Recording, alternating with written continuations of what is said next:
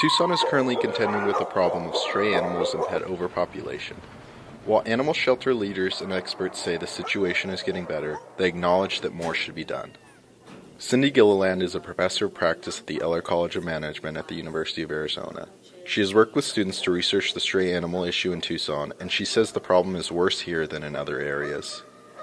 We have very high rates of poverty. Tucson is fifth in the nation, unfortunately, in terms of overall poverty rates. And where you have high rates of poverty, you also have high rates of animal abandonment. Many people end up having to decide between buying medicine for themselves or buying food for their animals. And unfortunately, people lose their jobs or other situations occur. And as a result, we have an awful lot of stray animals. Most stray animals are sent to Pima Animal Care Center in Tucson. Pima Animal Care Center is a municipal animal control, or municipal animal shelter that's responsible for rabies control, essentially. But we really made an effort to move towards an animal welfare organization. Currently, we are housing over 1,000 pets, dogs and cats here, the majority of which are available for adoption. We take in anywhere from 50 to 75 pets per day, majority of those being brought in and turned into us as strays. Many are also taken to the Humane Society of Southern Arizona. In southern Arizona alone, there's around 40,000 stray dogs and cats. And to imagine that number, it's really hard to, because it's just such a huge number of stray pets that are fending for themselves. They have no place to call home, they're looking for food, they're starving, they're not vaccinated, they're not spayed, they're not neutered. And so as a result, we have this animal overpopulation issue. So our main mission is to end that.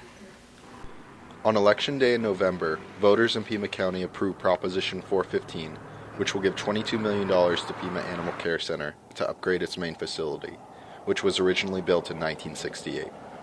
The shelter says it's holding about 2.5 times its initial capacity. You know, the changes that are mostly brick and mortar. So basically we're looking to build a new shelter that is going to follow higher disease standards, disease control standards, better housing, better care for the pets that come in here. In between now and then, we're going to continue our efforts with working with owners on retention. Oh, I think it'll be tremendous because Pima Animal Care in particular has been overcrowded. I can't remember the number of animals it was designed to house, but right now I think it's got over double what it's supposed to, and so those badly needed funds will allow them to expand, which will allow them to house more animals, which means that fewer animals will have to be euthanized. But the fact that Prop 415 passed is amazing. I think it's really great. PAC is making huge efforts to save animals' lives, and I think it's a good thing. It's only going to be $3 extra for taxpayers, and in retrospect that is a minimal amount, especially when you know that you're saving lives and making the community a better and healthy place. Others are not so enthusiastic about Proposition 415. Lee Busick helps run Hermitage Cat Shelter, which takes in cats from Pima Animal Care to prevent them from being euthanized. She says she has mixed feelings about the money being allocated. In a broader sense, I'm glad it passed. I mean, the animals need a new shelter. We're working on building a new shelter. It really is all about the animals. Unfortunately, the funding doesn't always get funneled into those operations that it should.